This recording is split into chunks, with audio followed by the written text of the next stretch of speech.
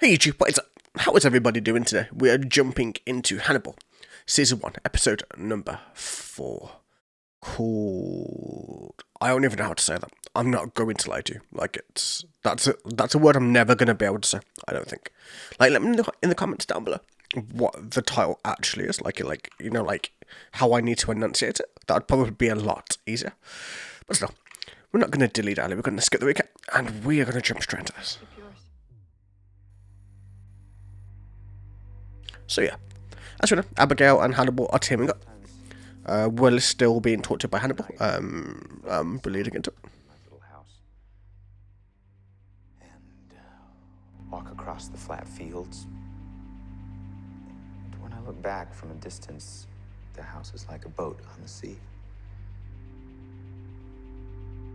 It's really the only time I feel safe. It's an interesting thing, like when he's completely alone in that way. I tried so hard to know Garrett Jacob Hobbs. To see him past the slides and vials, beyond the lines of the police reports, between the pixels of all those printed faces of sad dead girls. When Will is just literally opening it. Who's trying to see him as a person, as like a human being, as the monster that he is, rather than as anything else.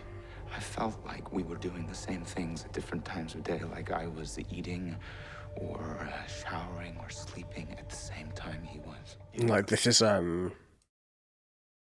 showing parts of Will's psychosis, right? It's going into his nature, into who he is as a person, into the things that make him him. And because he's so closely in line with Garrett Jacob Hobbs, he's very much, as Hannibal is about to say, almost becoming him. Not really, but he's taking on his psychosis patterns.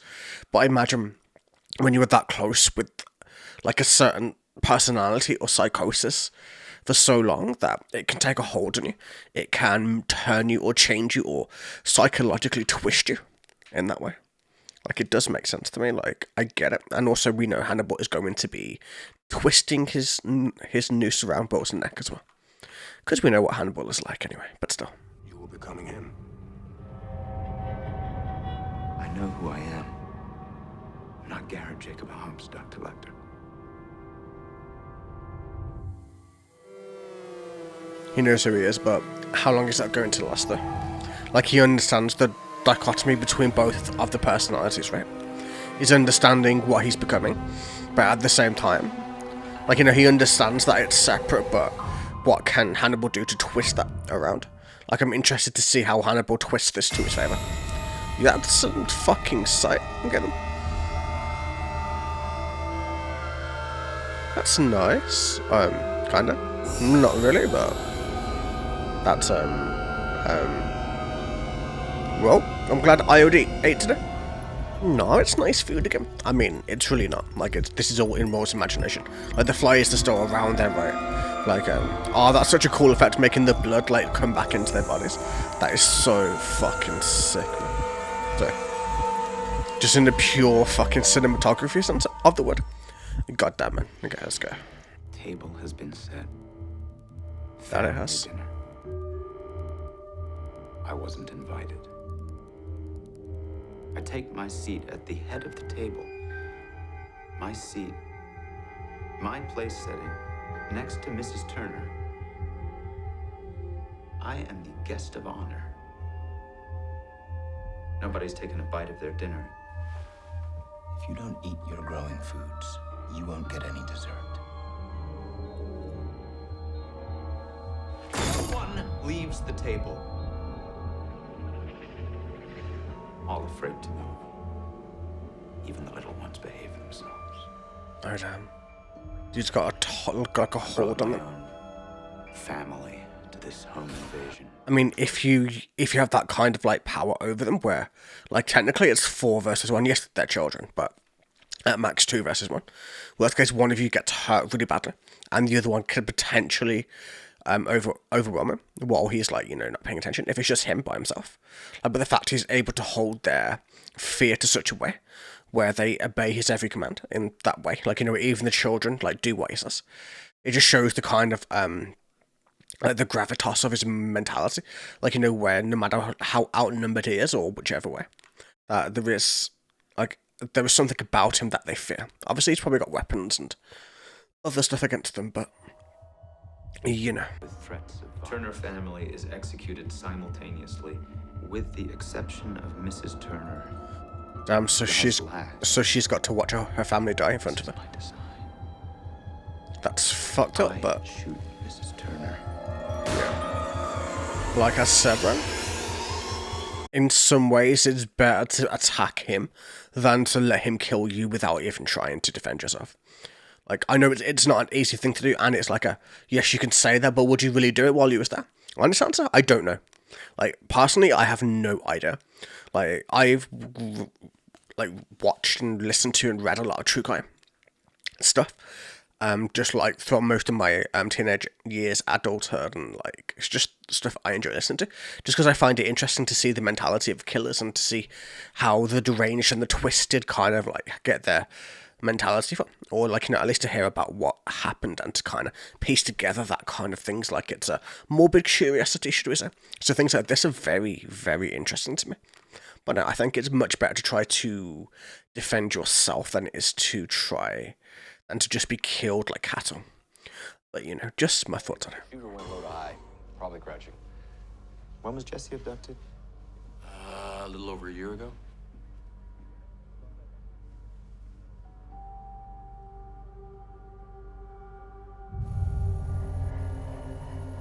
Does that mean, like, did he bring his, like, I know Will said he brought his family with him to some degree? Like, you know, does that mean that he abducted the victims who got killed in this house? I can hide what To some happens to me. degree. All I need is a scarf to pass. Hiding what happened to you defeats the purpose of being here. Share it. Someone here asked me if I kept my stained clothes. How did that make you feel? Like I wanted to go home. I don't blame you. I mean, Anymore. it's like other people sharing in your drama, which is never really a good I'll help you find way, shape, form, sign to do this, I would say. Like, at least for me, or in my Well, opinion. I'd Like, you it's to never give really, this another chance. Support Hey. groups are sucking the life out of me. yeah, I don't blame you. Isolation can suck just as much. You have to find someone to relate to in this experience. She's gonna go to Hannibal or to Will, isn't she? I mean, in her situation, Hannibal is truly the only person she can speak to. It's so hard to watch a bright young girl go so adrift. Yeah, I Perhaps can it's imagine. time Abigail's released from clinical treatment.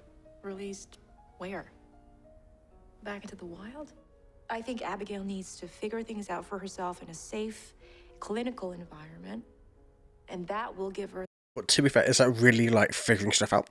Or is that just people like hands or spoon feeding her treatment? Like, you know, because once you get out of the clinical environment, you need to deal with the real world, right? You need to deal with the real consequences to those actions that happened, regardless of whether you participated or not. Like, you know, you still have that black stain to your family, to your social life, to whatever college you go to or school you go to work and everything else past that point. In like a weird way, it's like coming out of prison, even though it's not coming out of prison, you know what I mean? It has that kind of similar thing to it, in my opinion. Like, it's like, you know, like it's something you cannot control and something that hangs over you for the rest of your life. So in a way, I agree with Hannibal. I think you very much need to have that, you know, where you are put back into the real world, but you still have help. So people around who you can talk to in that type of way.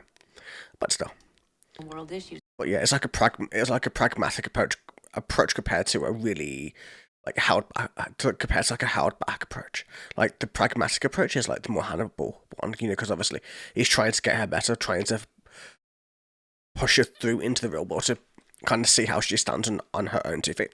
Obviously, like losing your parents in the way that she did is like traumatic, to say the very least. What kind of victim forgives the killer at the moment of death? Maybe they loved her. A mother? That's what I mean. Like maybe they loved her regardless of what he was doing. Like, you know, there's like what is it? Undeniable love your mother. or unquestionable love. Or, Psychiatry. I forgot the exact term for it. I forgot the exact wording. Did your family have money, Will? We were poor.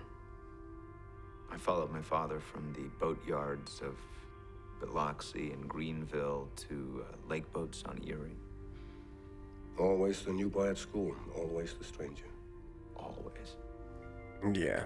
That probably hindered his development for his, like, you know how they're saying that, that Will is very cut off by his own personality, that he's, like, I wouldn't say underdeveloped, but, you know, he has his issues for obvious reasons, and, like, it's really showing, like, you know, like, Hannibal's really getting deep into it. Like, obviously, like, we're still going to go deeper, I would imagine, and obviously we're probably going to go batshit crazy with the series.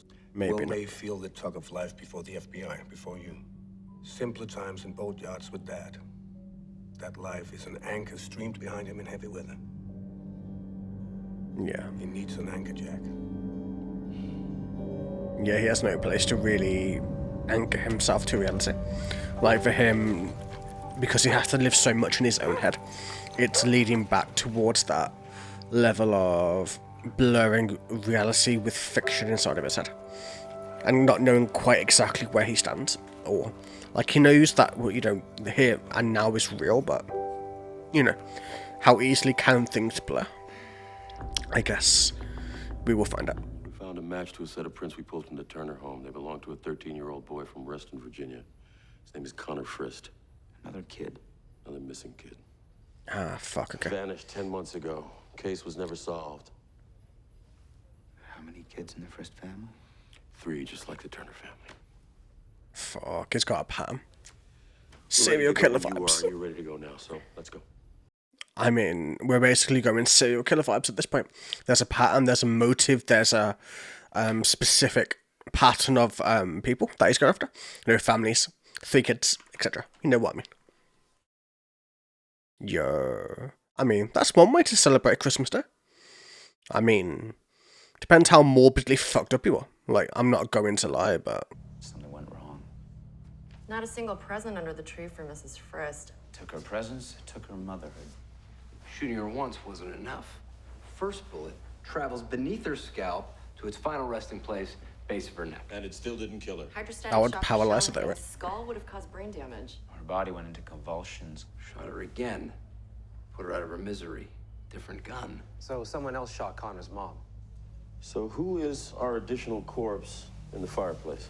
I'd say Connor Frist. He'd been prepped to shoot his mother, not watch her suffer. So what we're saying is that he's grooming the kids to kill their own families, right? Like, you know, he's grooming the kids to kill their own mothers, basically. And their fathers and siblings and everything else too, but... Maybe. It depends. Like, whether it's, it depends on each specific kill, but... If there's a person out there grooming kids to kill their own families, that's fucked up to, like, the nth degree. Whoever shot him disowned him. Yeah, they expected greater or better from the kid. And then it didn't happen. Well, like, you know, he panicked too much, and obviously that got him killed. Sadly. Don't be sad about Connor. I guess I couldn't make him understand. Oh, there we go. The I guess family we you're found going to isn't our really killers. family. Those are just people you didn't choose. You have to make family. That's what we're doing. We're making our families. It takes a sophisticated level of manipulation to convince young boys to kill their families and Oh yeah, I can imagine. It's proper fucking, like, twisted older, psychology. Been out in the world. Maybe he picked up a few things. What is it? Magnifying glass. Fly tying gear. Teaching her how to fish. Her father taught her how to hunt. That's why I thought better of it. Feeling paternal, Will? A little bit. Aren't you? Yes. I don't think I'm allowed to leave after I climb the fence. I've made arrangements. You could say I'm one of your guardians. Have you thought about applying for schools? My dad killed girls at all the schools I applied to. Well, like I said, Wait, then. I wanna work for the like a FBI. while back now, but it leaves a black I would certainly stain feel safer on your with you entire in life. the FBI. Protecting my interests. They wouldn't let me though, would they? Because of what my dad did. Only might. they believe that's in your nature, too. Have you ever tried psilocybin? Mushrooms. That's what's in the tea? Yes. I'll go Yeah. psychiatrist to. I mean, the fact she knew what that word meant, like, I don't know, man. I'm not buying it, but still. Like, I know what mushrooms are, but I mean, like, the technical term for it, I don't think so. Maybe that's just me being naive. I don't know. No more bad dreams, Abigail. Or maybe she can just see the You want me mushrooms to in do the tea. drugs? I want you to do this drug with my supervision, where it's safe. There's a pattern. Less to do with geography than psychology. What kind of kid does this? And what kind of kid follows a kid who does this? Capture bonding. Yeah, that's what I mean. Passive psychological response to a new master has been an essential survival tool for 1,000,000 years. You bond with your captor, you survive. Mm-hmm. Yeah, that's common. You don't. It's like, Breakfast. like, when you see people who've come out of, like, being with their captors for, like, 10, 15, 20 years, and they, like, claim to love the captor more than their own family, because obviously they're so utterly brainwashed by that point, where they bond with their captors to that degree where they can't say no, because obviously the survival instincts kick in, like, you have to fit into the point or degree where you eventually can escape or get out of there, or by the time you actually it's normal to be in that situation, which I don't think it ever really should be normal to be in that situation, but it's nature, it's a survival mechanism technically. Woman, mother figure, I think she's looking to form a family. Well, family can have a contagion effect on some people. Well, influences them to adopt similar behaviors. You fall in line. Attitudes. Christopher. Hi, Mom.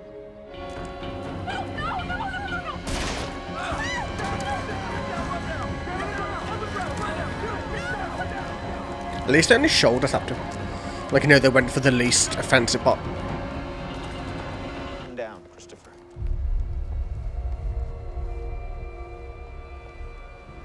Shoot him, Christopher. Nice.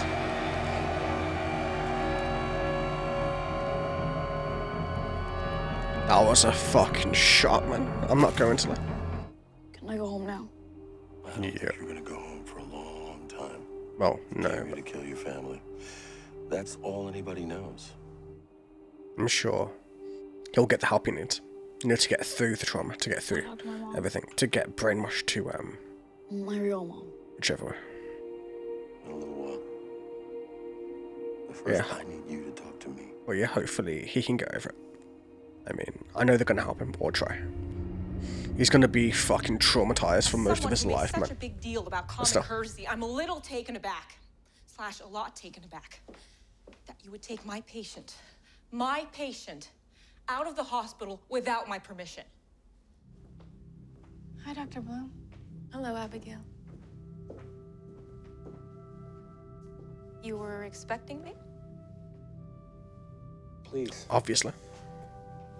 You really think this man doesn't pre-plan every single decision he makes? This is what he does. This is who he is. Hungry? This is trippy, man. From the music to everything else. Abigail. Oh, shit, I see. She's tripping, basically. Family. Yo, that fits the episode together perfectly. Okay, let's leave it like that with a toe literally on the screen. Good stuff. Interesting. Like I said, it's like a much slower episode. Like, yes, they're still catching an abductor and murderer. Or while the kids are technically, not just the kids, but like technically, like the kids are partially murderers too, but ignoring that. Like, it's building Hannibal and Abigail's relationship. It's building Will and Hannibal's relationship as doctor-patient. Obviously Hannibal's going to get a lot on a little bit. Like, obviously that might rebound as time goes on. Like, it's a more professional thing than it is anything personal. So that's probably just they both want to help in their own ways. They have different ways of doing things and wanting to do things, and either way. And then, of course, like, we have trying to find the abductors. And we also have Will's own psychology beginning to break down in some way, shape, or form. Like, he's still there. Like, he's still fluent. He's still there as Will right now. How long that's going to last is the next question, though, isn't it? Like, how long can Will last doing this constantly? Like, going from killer's point of view to killer's point of view to killer's point of view before he loses sight of where his anchor point is, of, like, where ground is, where his own psychology and stuff goes. But still, I am kind of rambling. I am interested to see where this keeps going. It's building slowly, but the build is quite nice. It's like, it's methodical. It's not done in a way that drags. It's a very methodically nice way of watching a show, in my opinion, anyway. Like, you can see where it's going to some degree, but then also there's twists and turns which we probably won't see coming. But still, either way, I hope you guys enjoyed. Back in the next episode. And yeah, have a wonderful, wonderful day. Thank you all for watching. Oh yeah, feel free to subscribe to Patreon for uncensored reactions and yeah, all that good shit. See you later.